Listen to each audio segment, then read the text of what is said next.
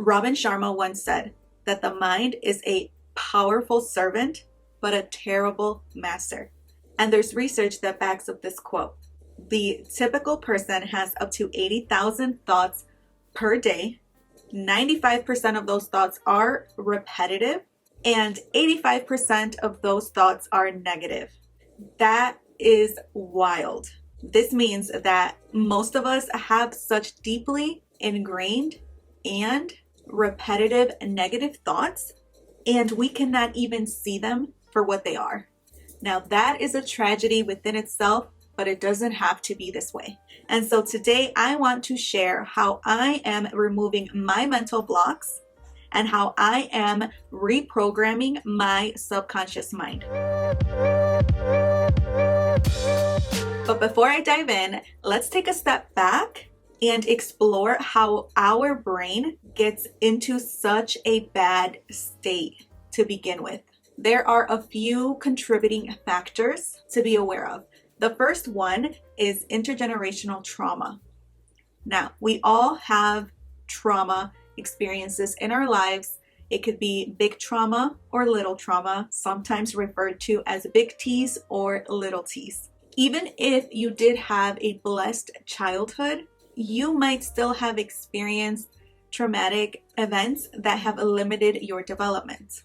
Some examples could be being bullied at school, moving frequently, or losing someone. Sometimes we have these experiences that have been suppressed, yet they are not accessible to our everyday life and consciousness.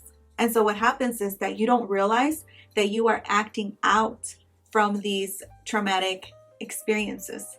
However, they are manifesting in our cognition and in our character.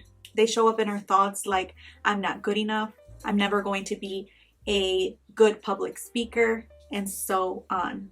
Another contributing factor is overwhelm. Our brains are simply overwhelmed by the demands and complexities of everyday life. There is simply too much to manage in both our personal life and our professional lives. Just about everything is competing for your attention. If you're a mom like myself, you know that this is especially true from our children. And not just our children, but social media. There are about 10,000 engineers at Facebook that are trying to optimize for your attention just on that app alone. And then there is everything else. And the last contributing factor that I want to talk about is the factor of the default mode network of our brains.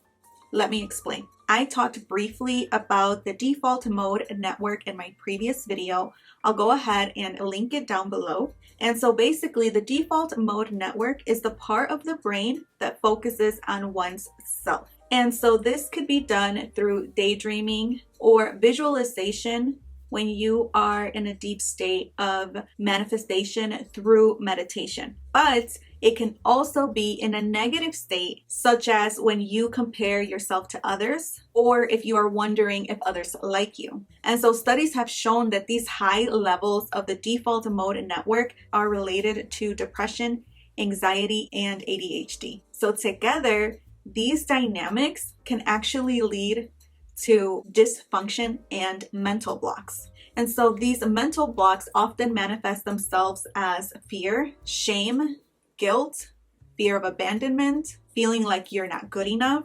negativity, chasing external factors for validation, limiting beliefs, and the list goes on and on. And so then these common struggles manifest in overthinking, anxiety, poor relationships, bad habits, dedicating our life to work that we don't care about, and not being able to prioritize the gift of life. Now, there are good news, and the good news is that all of this can be undone so that you can recover your brain and find more inner peace in your life.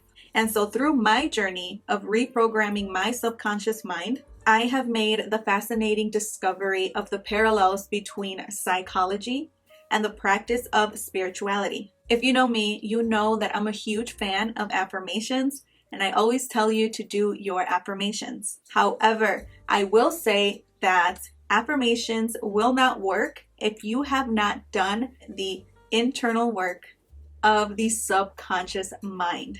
Basically, affirmations are like putting icing on a cake. You cannot put the icing on the cake if you haven't baked the cake yet. Affirmations work the same way. If you think about it, you need to work on yourself first in order for your affirmations to work. You need to bake the cake before you put any frosting on it. It is important to know that the subconscious work cannot be done with the conscious mind. And so the first step to even recognize your mental blocks is to actually recognize and acknowledge these mental blocks. And so you need to become aware of their existence. You need to identify the negative thoughts and the limiting beliefs that are holding you back. Some of these can include the fear of failure, the lack of confidence, and self-limiting beliefs, and even limiting beliefs around money. When you begin to acknowledge your mental blocks, you gain power over them. They no longer have power over you, and then you can start to challenge them and eventually overcome them.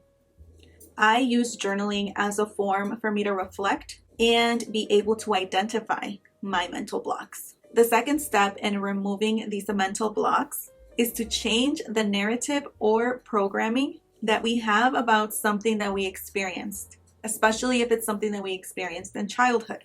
This is the hard part.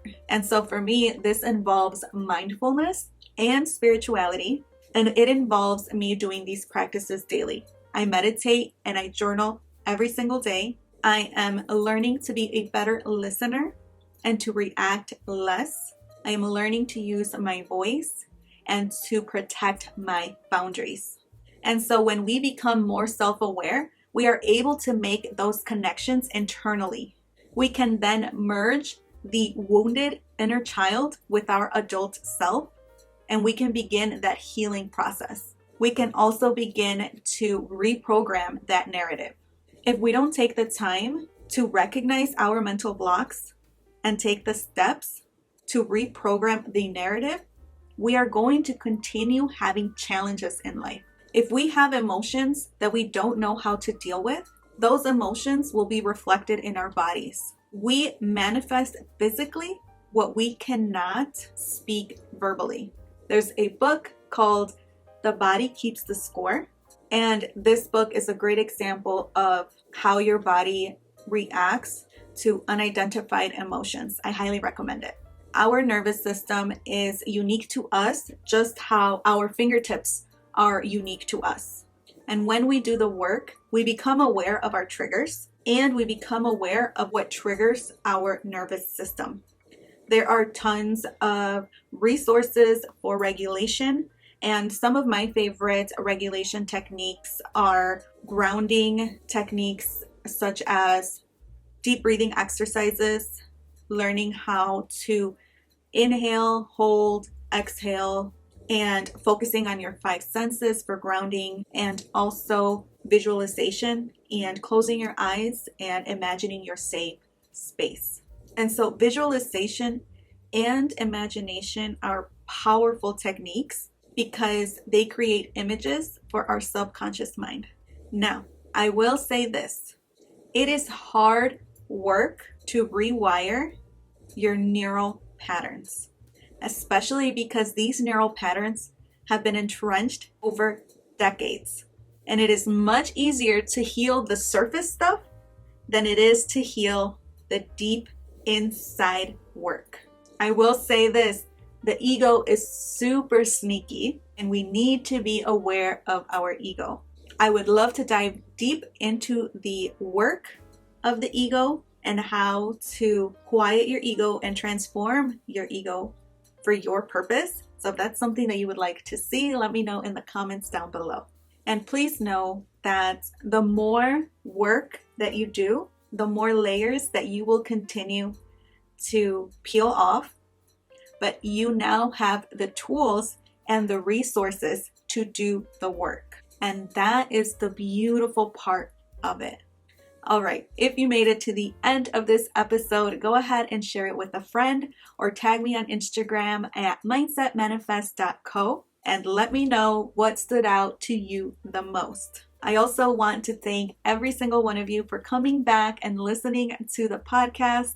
I truly appreciate your support. And if you haven't done so already, please take 2 seconds to leave a review and subscribe. It really helps the channel grow and get the message out there for more people to find. That is all for today. Thank you so much for being here. Remember, you matter, you are doing your best, and that is good enough. Until next time, my friend, stay amazing.